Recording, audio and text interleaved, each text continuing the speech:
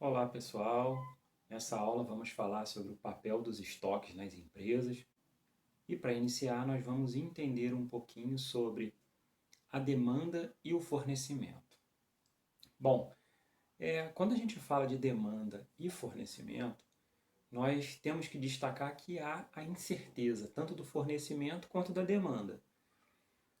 Em todo fornecimento há um certo grau de incerteza sobre se os prazos serão cumpridos, se as quantidades serão entregues da forma adequada, se a qualidade vai ser aquela que a gente precisa para o nosso processo produtivo.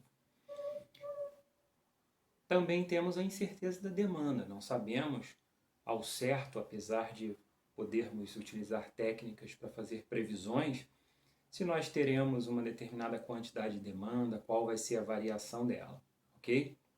Então, nós destacamos isso por quê? Porque o papel dos estoques é atuar principalmente com relação às incertezas de fornecimento e demanda. E nós sabemos, é claro, que a demanda ela tem uma parte que é previsível, né?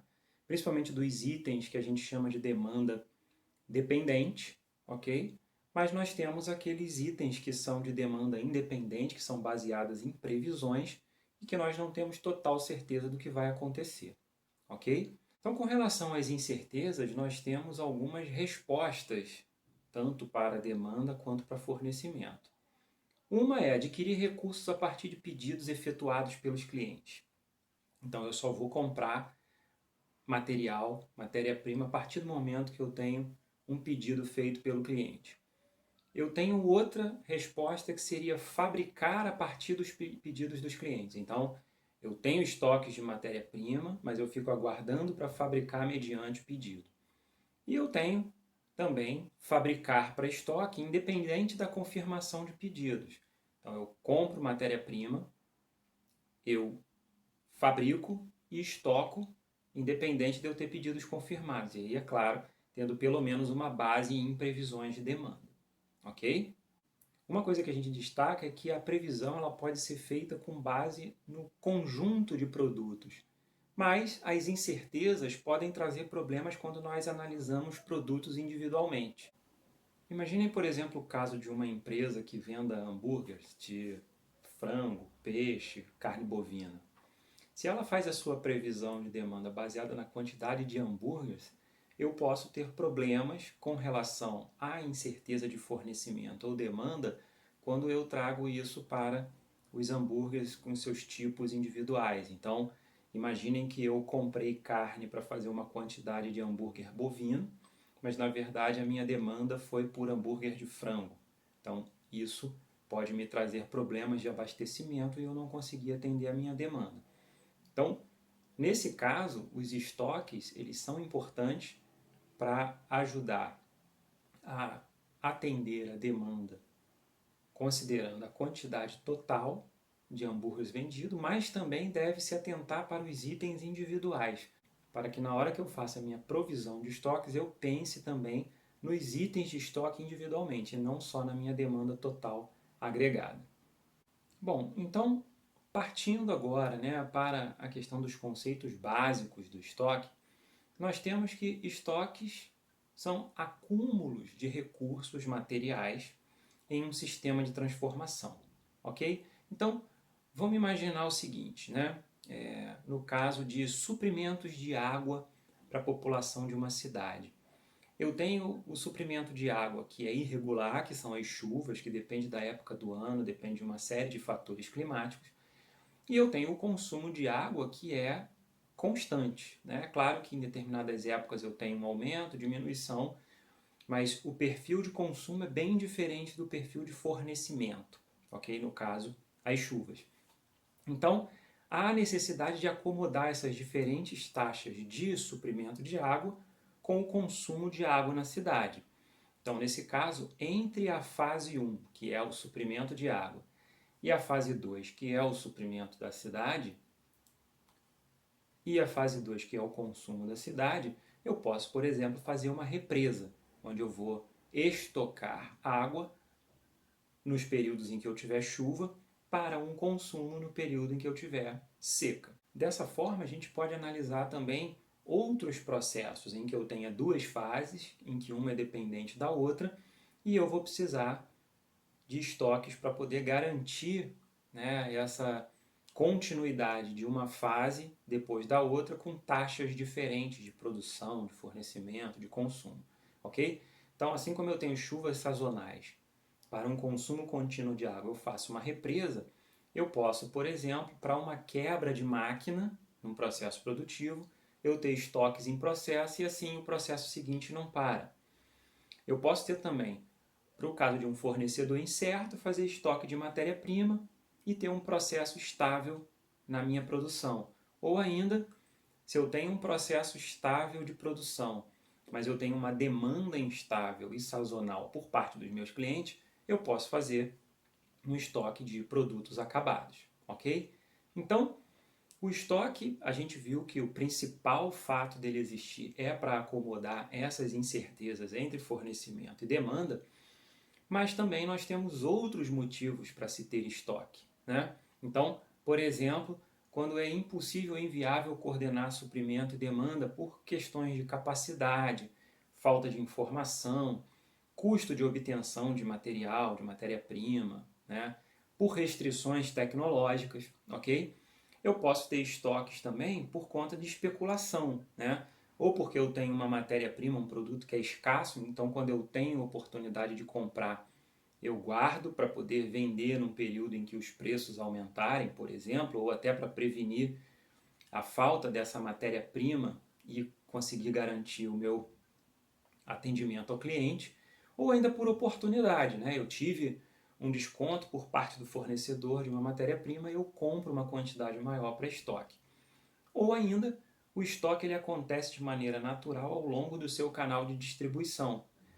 Imaginem que não houvesse nenhum estoque preenchendo o canal de distribuição, ou pipeline, né, como a gente fala, e o meu cliente lá na ponta fizesse um pedido. Até o meu distribuidor adquirir, eu pedir para o meu fornecedor fabricar e entregar para o cliente acessar, eu teria um problema de atendimento em termos de prazo. Então, eu tenho estoques ao longo do meu canal de distribuição para garantir a maior velocidade de atendimento ao meu cliente, ok? Bom, e eu tenho vários tipos de estoques dependendo do que eu estou estocando. Então, eu tenho estoques de matéria-prima, eu tenho estoque de materiais auxiliares, o almoxarifado de manutenção, que é um estoque de peças, de ferramentas e de outros produtos que eu preciso para fazer as minhas manutenções.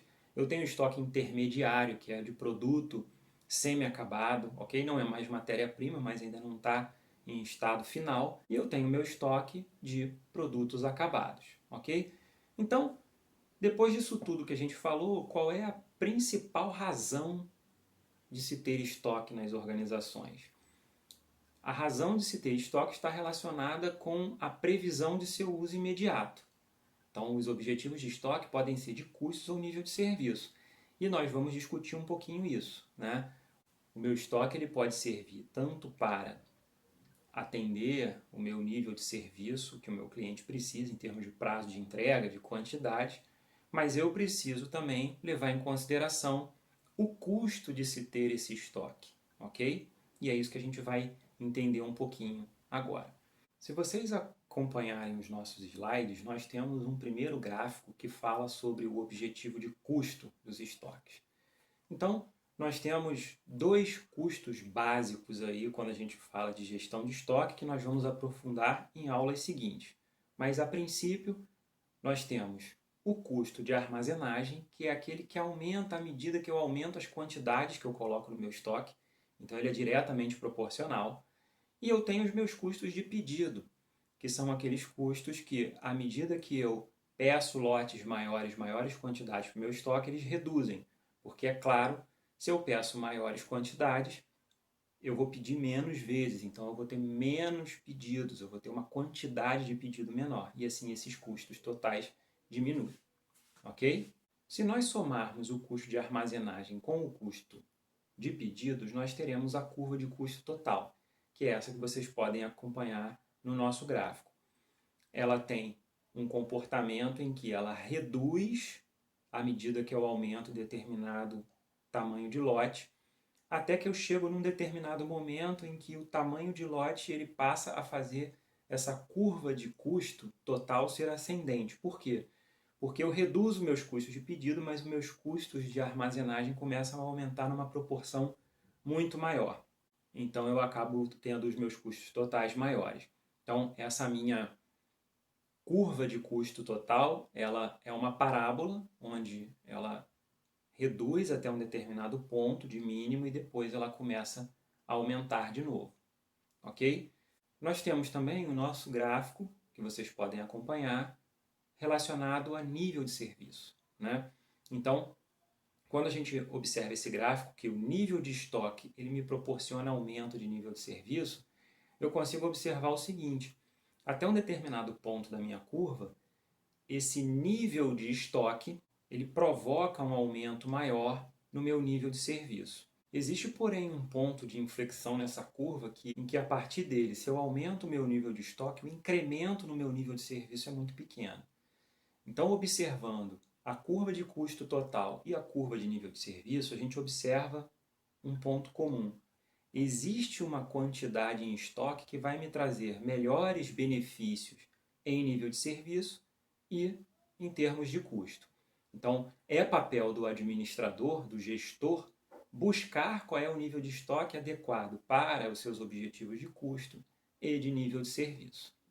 Para que se faça essa gestão, é necessário trabalhar com previsões, né? Então, que nível de estoque eu preciso ter para atender a que demanda, a quais objetivos? Então, essa previsão de estoques, comumente ela é fundamentada nos informes fornecidos pela área de vendas, onde são elaboradas as previsões de vendas, para que o gestor de estoque providencie os níveis adequados. E é claro também que essa previsão vai ser feita no planejamento de produção, para que se tenha também a previsão de estoque de matéria-prima necessária. Ok?